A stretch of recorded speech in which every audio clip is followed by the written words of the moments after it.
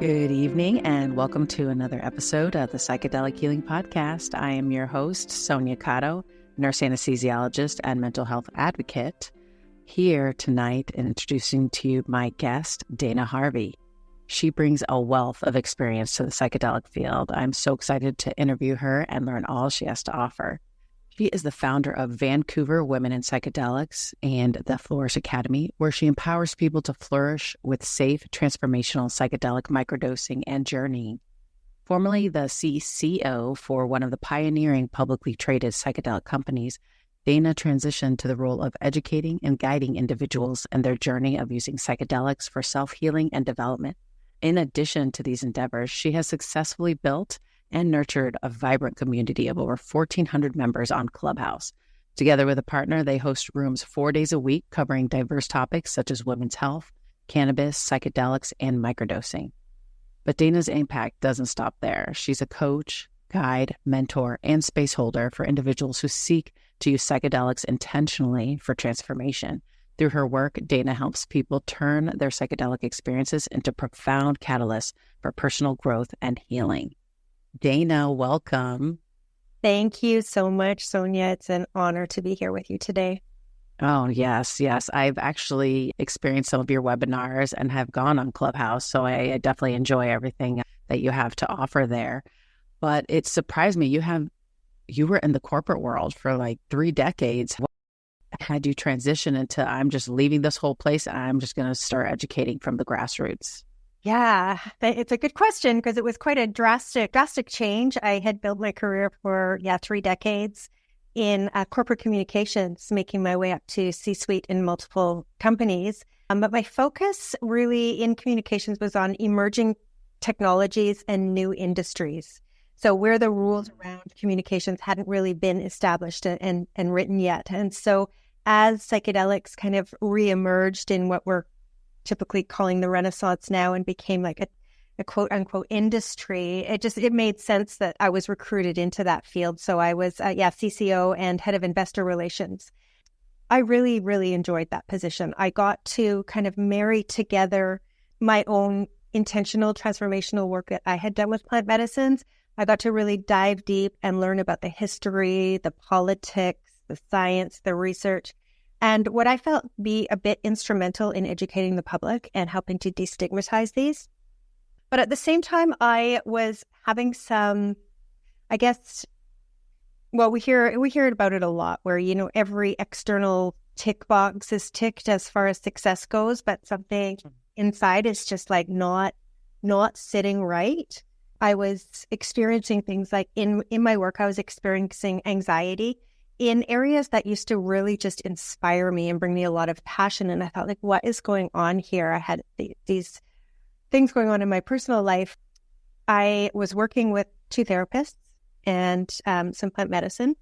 And I had myself a really, really profound awakening, which was pretty much, it's time to get out of the left brain. It's time to get out of that 40,000 foot workaholic kind of mode that I'd been in for so long.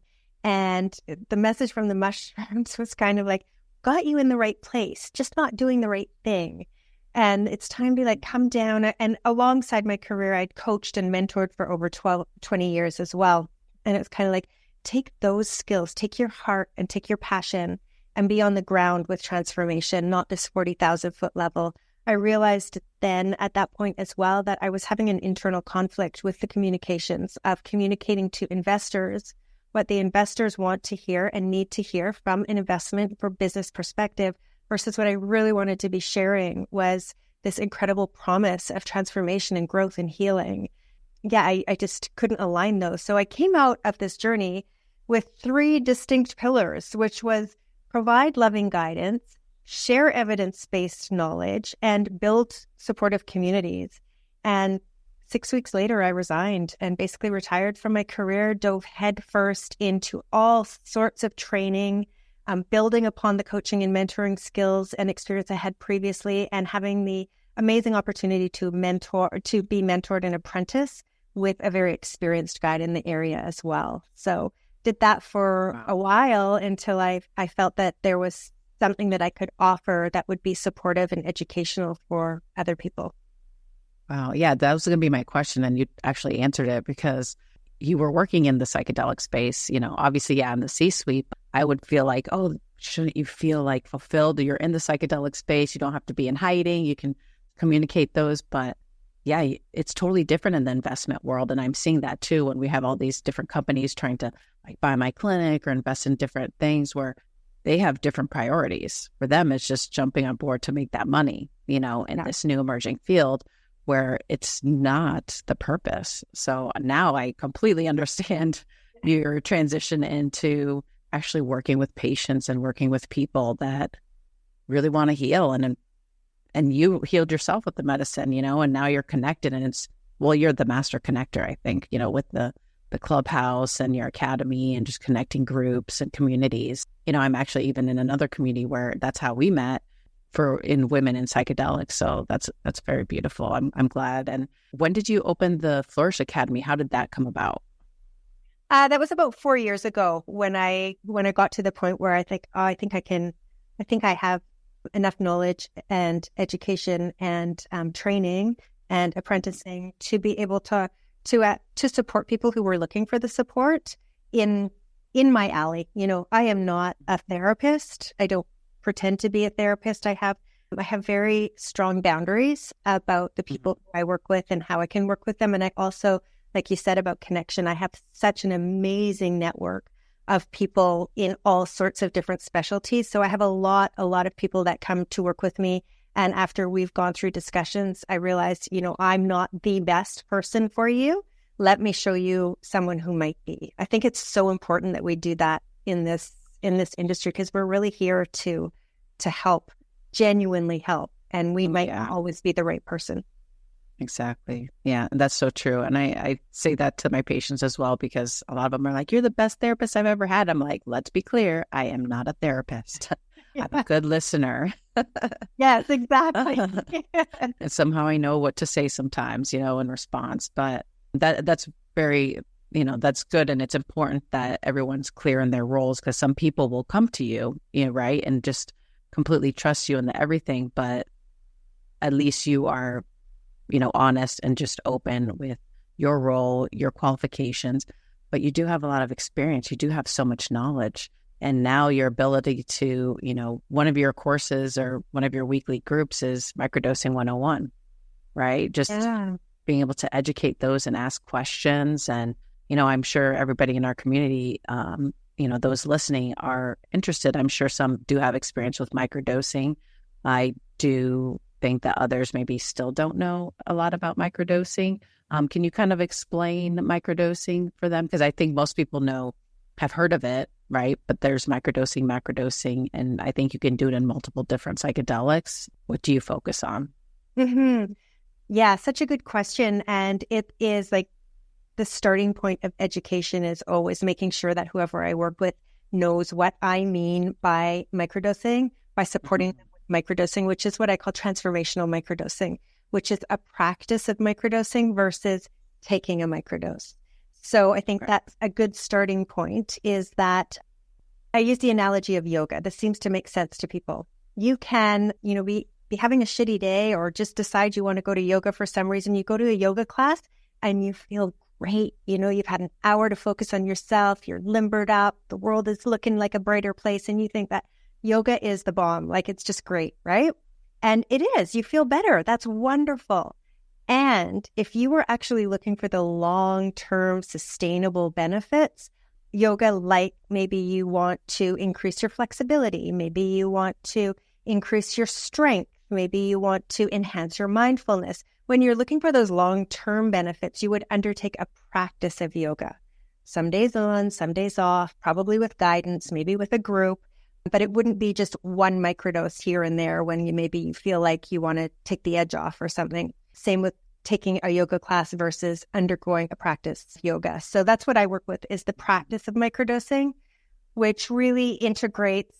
Microdosing is one of the tools of transformational microdosing. It really is developed to stimulate your own inner healer and to enhance the work that you're doing on yourself. You need to be prepared to do the work yourself. It's that sort of, again, a big education piece is people looking at microdosing like we look at pharmaceuticals. It's very easy to do. So often you get your microdose in a capsule. So often people are coming looking to wean off or replace antidepressants, anti-anxiety medications with microdosing. And they think, oh, it's the same. I'll just, instead of taking that SSRI in the morning, I'm just going to pop my microdose and I'm going to have these wonderful benefits and effects.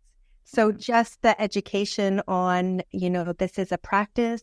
It's a relationship you build with the medicine, and it's really working with your own inner healer, your own inner guide, and just tuning yourself into that and enhancing that. So hopefully that answers your question. I know that was definitely a perfect explanation for the microdosing, because it is something that's an intentional, long-term, and work that you need to put in, and an effort, for that transformational experience, or not even experience, but just healing in itself. I do think, in my mind, I mean, obviously it's not legal yet, and there's so much more, studies and everything, but I do feel that microdosing, or the practice of microdosing, will replace, or at least be another pillar for mental health in the future, because there has been nothing that has worked in a long time, for a lot of people. So to be able to have the microdosing, when you talk about microdosing, when we say specifics, because some patients always want specifics, they want specific dosing. How would you describe as far as like a microdose and the amount, like let's say for the psilocybin? Yeah, so that's such a good question too, because there's a lot of misperception around that, particularly when it comes to psilocybin.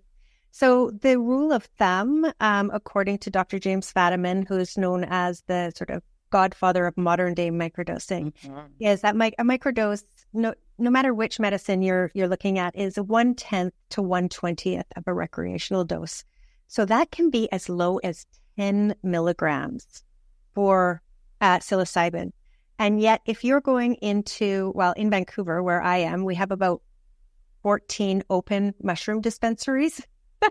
Oh, wow. Yeah. So like if you're going into these dispensaries, or even if you're purchasing online, you'll see like probably the majority of microdosing starts at 100 milligrams and goes all the way up to like 500 milligrams, which I think is absolutely outside the realm of a microdose. Yeah, I was going to say that. Yeah. If you look at Fadiman's,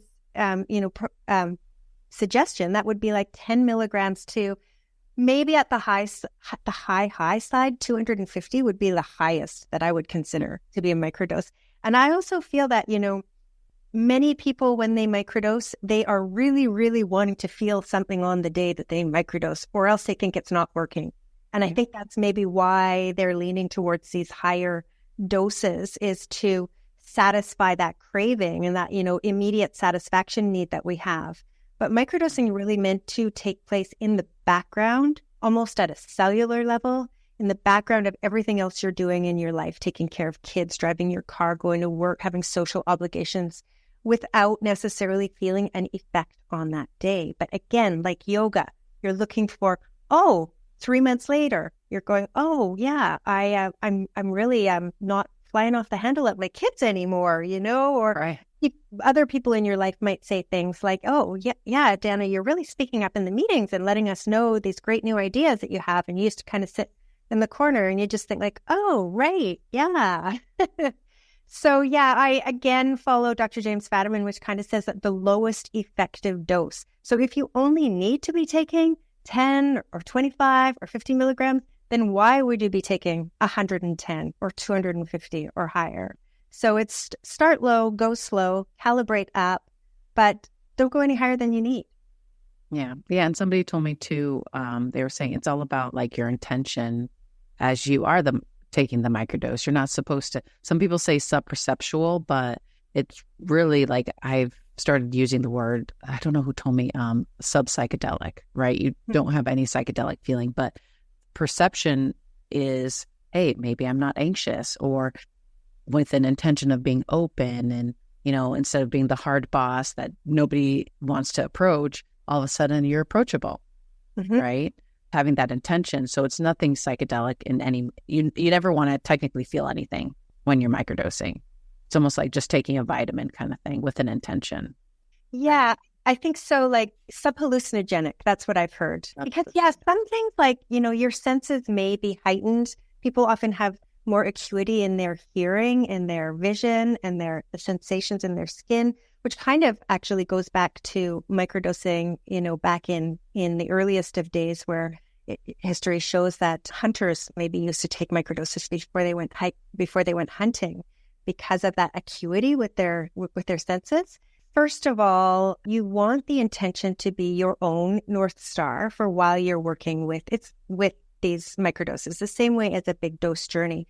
You want to be able to give yourself some guidance as to what you're working on, and also give the mushrooms some guidance on what they are working on with you. Psychedelics are known as non-specific amplifiers. So they might bring up things in you to deal with, to clear, to bring to your light that are not really what you're hoping to be addressing. And so if you're able to give the mushroom some guidance with that intention, that kind of helps the mushroom to know how to work with you. And for your own self, I think what microdosing really does is it gives you, like on a neurobiological level, 3 main ways that it's working. Number one, with your serotonin system. So that's kind of the feel good that are similar to what most antidepressants work on. But also it gives you a window of neuroplasticity. So that's a window in which your brain has the opportunity to be making new connections and to see things in new perspectives that it maybe hasn't connected with before. And the third way is with your default mode network, which is your sense of identity and your sense of self.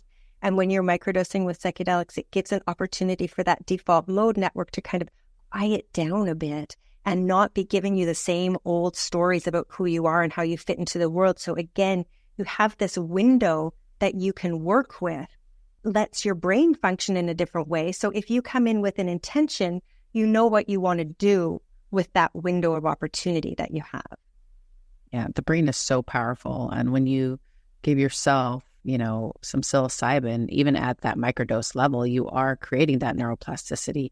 And that default mode network, while it's an important part of our brain, it also is the detriment of our negative self-talk and our stories that just kind of, that broken record that's just always cycling. And all psychedelics, even with ketamine, especially in our infusions, they have that opportunity to rewrite those stories because those stories are gone.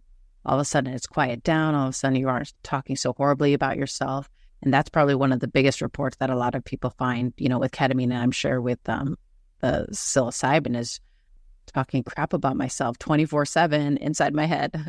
Absolutely. And I think that is one of the most profound, subtle effects that creep in. And that's why things like journaling and reflecting and tracking can be so important, because those kind of things can be so subtle that, like, that realization that I'm not trash talking myself, it just kind of falls off. But unless you're kind of keeping track of that and becoming aware of it, you might not even notice that that's happening for you. So, but I think, coming back to intention, I think when it comes to microdosing, everything that we know about the larger dose journeys can be translated over to microdosing too. I mean, you should consider your intention. You should consider your setting, your integration plan, all the same kind of things as the big dose journeys. And I think that probably has a benefit, even if, let's say it was a placebo, right? Like there was nothing in that microdose.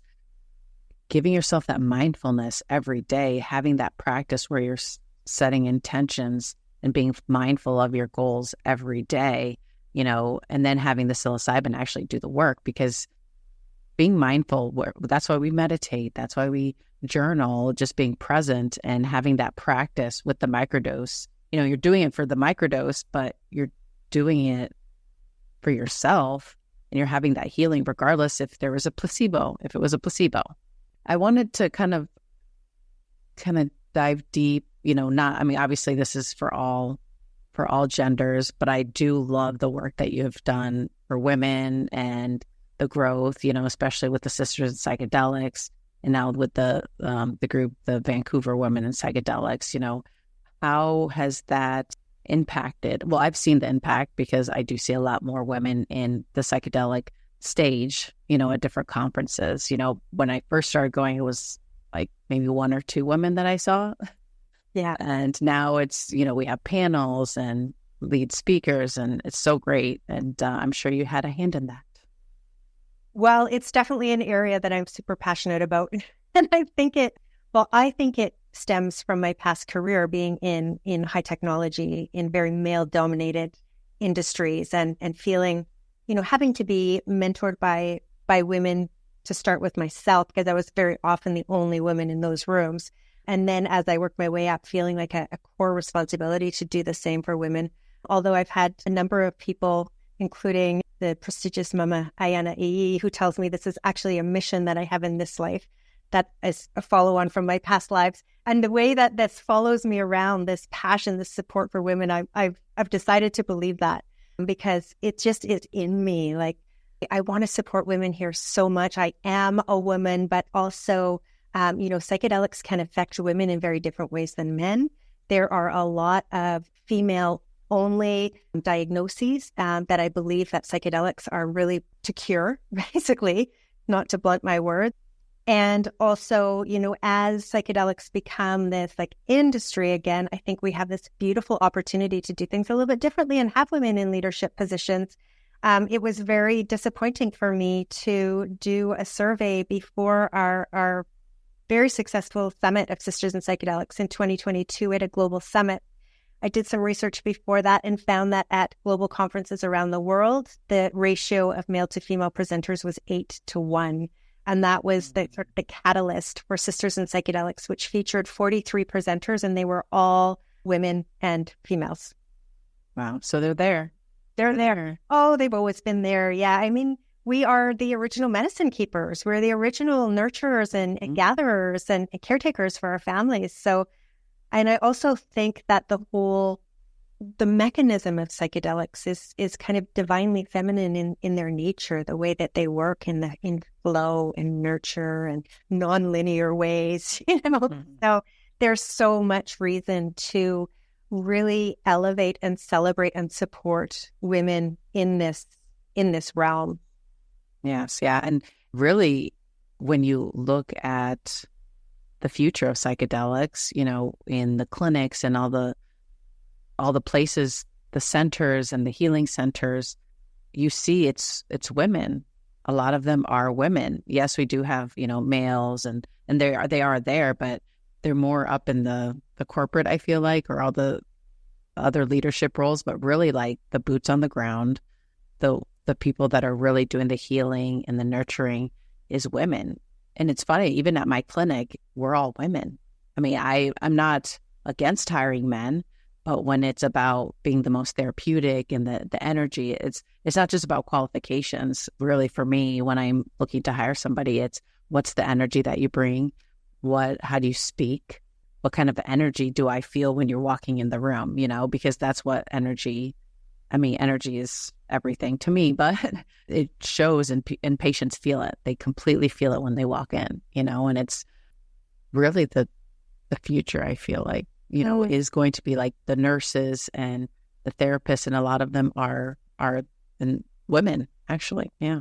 Yeah. Then with the sort of innate nurturing nature, I think really lends this work to women really well. One of the reasons I really am such an advocate for women in more leadership positions on the corporate side, which ironically I stepped away from, but we just desperately need more research around female-specific issues in psychedelics. But when it is men who are leading the businesses, who are leading the research, who have the purse strings that decide where the research dollars go, if they're predominantly men, this is totally not bashing men in these positions, but they don't know female conditions, and therefore it wouldn't even cross their minds to, how does this affect PMDD? How does this affect menopause? How does this affect women's sexual dysfunction? Because it doesn't cross their minds. So we just need people who are living and women lives to be in those positions, to bring them to light for the rest of the community. Yeah, to even know what to look for, right? Yeah, exactly. Are there things that you educate your clients regarding microdosing, is it like different cycles or different things that you caution when they're going to have, like, let's say, a full journey versus microdosing? There's a little bit more on a full journey, which I think you have also referenced this before. My knowledge comes from Mama Delamico around this, and just knowing how much energy goes into the menstrual stage, our menses, and timing our microdosing more around when we're ovulating than when we're menstruating has been super beneficial to learn and to know and to be able to support people I work with around that. When it comes to microdosing, sometimes we work on a different individualized protocols around women's cycles. But I think just the most positive thing is the number of women who are microdosing and who are finding that their symptoms of PMDD, PMS, menopause, irregular periods, infertility are being reversed, or in some cases, it's even like when it comes to like PMS, for example, it's not always necessarily that the pain disappears, but the relationship to the pain changes and it becomes more manageable. So just these incredible, beautiful results around microdosing and these female-specific hormonal conditions is inspiring. And for me, going through menopause, I've gone through perimenopause now, and I just feel like compared to so many of my contemporaries, I just feel like I had such an easy run of it. And I kind of feel like, why did I have it so easy? And then I think like, I did have like a regular part of my life being plant medicine. So little help unknowingly, right? Yeah. What kind of practice do you personally follow in your microdosing? Because I know there's the thirdwave.co. They have different resources. There's different scheduling, like, 5 days on, 2 days off, 3 days on, 2 days off. What is it that you found beneficial for you and then some of your clients? It's really hard to answer that because the overarching answer is it depends. Right. And it probably comes back to the intention. What intention? There's some protocols that I've found tend to be a little bit easier for certain intentions, and also lifestyle, and also things like, if you have ADHD, it may be better to be on a real like 1 day on, 1 day off, because you have that routine where it gets a little bit hectic if you're having to like schedule your days, because 4 days on, 3 days off is a little bit complicated. You have to kind of put it in your calendar. So a lot of different things go into deciding which protocol to use. And I tend to experiment too. I don't microdose all the time. Microdosing isn't meant to be done all the time. The sort of guideline is 4 weeks to 12 weeks, and then you definitely need to take a break. So what I generally like to do is whenever I'm taking a new group through one of my programs, as much as possible, I will start a protocol with them. And so then I'm actually participating in the group as well, which I find is a really nice model because it's less like top down and more like we're all in this together. And I will often experiment with different protocols, different doses, different medicines as I go through with my groups and try something new for myself.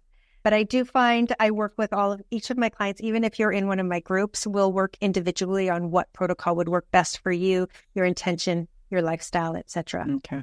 So it's not even necessarily like, okay, if you have anxiety, this is the protocol you would do versus depression versus, PMS, migraines, it's more of like the scheduling and tolerance, I guess. Tolerance as well, yeah. Lifestyle, intention. There are some that I follow, the Microdosing Institute out of the Netherlands, that has kind of pinpointed, for example, the Microdosing Institute protocol, which is 1 day on, 1 day off, tending to be really good for people who are microdosing to address ADD, ADHD, and cognitive functions. The Stamets protocol, definitely for around cognitive abilities and cognitive sharpness.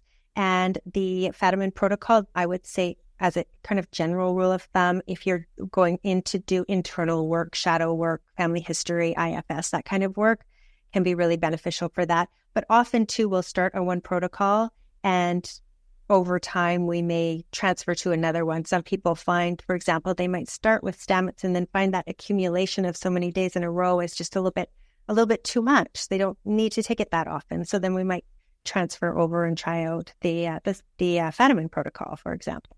Well, I know the Stamets protocol includes other supplements within that. Does the Fadiman protocol do that, or is it really just the Stamets? Well, the Stamets protocol is different than the Stamets stack. So the Stamets stack involves psilocybin, lion's mane, and niacin. And generally, according to the Stamets protocol, but not necessarily, you can take the Stamets stack on the Fadiman protocol as well. So they don't need to be married together. It's just that the Stamets stack is a really great stack for cognitive functioning. Mm-hmm. Yeah, especially with the niacin, increasing circulation, lion's mane for the cerebral protection and healing. So that's a beautiful protocol. Actually. Yeah, they did a study in 2023. I think it was the largest longitudinal study on microdosing to date. And we're finding definite mood enhancements to all people who were microdosing versus any kind of placebo. But one thing that they found remarkably was that those who were taking the Stamets stack rather than just psilocybin, they didn't have any more of an increase in those mood enhancements, but they did have increase in their psychomotor skills, which is what is used to indicate things like Alzheimer's, Parkinson's, dementia. And they found particularly in the over 55 group, even more enhanced. So it's nice to have a little bit of research behind that as well. Yeah, objective data for the measurement. Yeah, which is hard to find because, natural plant medicine is not very profitable to the pharmaceutical companies, which fund most of the research. So, and microdosing in particular is hard to how are you going to do that in a clinical environment? It's meant to be done in your everyday life and days on and days off. And it's hard, and you can't give people the substance to take home because it's illegal in most cases, and you can't trust for sure what they're taking if you're not giving it to. It's tricky, right? So more research is needed across the board. Well, and I almost forgot, we were just talking about it before we started. I mean, it's still illegal, but you can find it anywhere. And I had a patient that told me that they got this chocolate bar off the internet and they ate the entire chocolate bar. You're not supposed to eat the entire chocolate bar. Definitely not. Definitely not. Those are meant for little microdosing, and you're eating little pieces of chocolate. You have to know at the full dose, right? You have to know what the full bar is, right? Because how many grams are usually a chocolate bar? 6 or 8 grams in a full chocolate bar.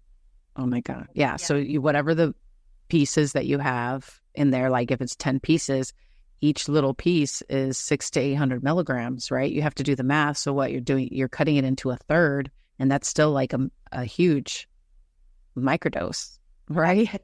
Absolutely. So, and I think a lot of these companies too, they're not very clear on their packaging around dosing because they want to keep it as ambiguous as possible for kind of legalities. Yeah. Yeah. That's why I think education is so important around same platform as you, let's educate, let's educate, because there's so much to be done on the education front to make this really safe and transformational for people. Exactly. And that's why you're here and the Flourish Academy. I love it. How often do you have actual webinar courses, or is it always on Clubhouse? On the Clubhouse app, we now have about 3.3 thousand members on the Clubhouse app, which is really interesting because Clubhouse. Oh, that's amazing. Clubhouse as an app has declined, but our group just continues to grow there. And we host rooms 3 days a week. So we have shows 3 days a week, Wednesday, Thursday, Friday. They're always at 9 a.m. Pacific. Wednesdays is Entheogens and the Divine Feminine, alternating with the Divine Masculine. Thursdays is always Psychedelic Microdosing 101. And Fridays is Psychedelics 101. And we bring in world-leading experts to take us on deep dives into the subjects around these areas for the rooms. And then we alternate those with what we call share and care open forum rooms. So if you just have general questions, if you want to use this as an integration circle, if you need to be witnessed or share a story, we have a forum for that too. As I said at the beginning, one of my pillars is cultivate supportive community. So it's a really beautiful community. And then through the Flourish Academy newsletter, I do send out replays of the rooms very often. So if you're not too keen to take another app on, you can still listen to the shows after the fact. If you're there during the show, there's live participation, which is really fun, but you can also listen to it afterwards. And then, so that's weekly education. And then group cohorts, I take through microdosing, sort of launching them all the time. I'm usually running 2 or 3 group. One new one that I've recently launched is microdosing for psychedelic integration. So people who've had a large dose journey, very often they're curious about microdosing afterwards. And what I've found is microdosing can be such an incredible ally for the integration process. So I'll take groups through that process, and then microdosing for beginners groups. And then on large dose journeys, I work in collaboration with another organization called Gathering Groups, where we have a program that is a 12-week program for large dose journeys. It involves 8 weeks of preparation, online, weekly sessions with a small, intimate community, and then a 2-night ceremony retreat, and then 4 weeks of online integration, feeding into a larger, again, alumni community. I think community is so important in this space. Wow. I just want to note about gathering groups as well, which I think is so incredible, is another thing that's important for me is accessibility, making sure that whoever needs these kind of supports is able to get them. And gathering groups does work with psilocybin, but if you have a private medical insurance, that covers clinical counseling, your costs can be covered by your extended medical. So it just provides more accessibility to more people. So, and that's gatheringgroups.com? .ca. .ca. Oh, Canada. Yes. .ca. Yeah. So it's beautiful that your country has paved the way for healing individuals being able to just empower themselves to take control of their health and healing. And absolutely. Wonderful. So to get involved in the clubhouse, they can just go to your website, the flourishacademy.org, and then gatheringgroups.ca. Okay. .org and then .ca. Beautiful. Absolutely. So that's how they can reach. And all her programs are always listed there. And it's actually a very informational website. Thank you very much. I was just looking at it going, I think I need to update this. It's pretty old. So getting that feedback is it was warming to my heart. Thank you. Yes. Yeah, no, it was a lot of good information in there. So, well, thank you so much, Dana. Thank you. And everyone listening, I hope you have a wonderful week. This is this week's episode of Psychedelic Healing. Have a beautiful night.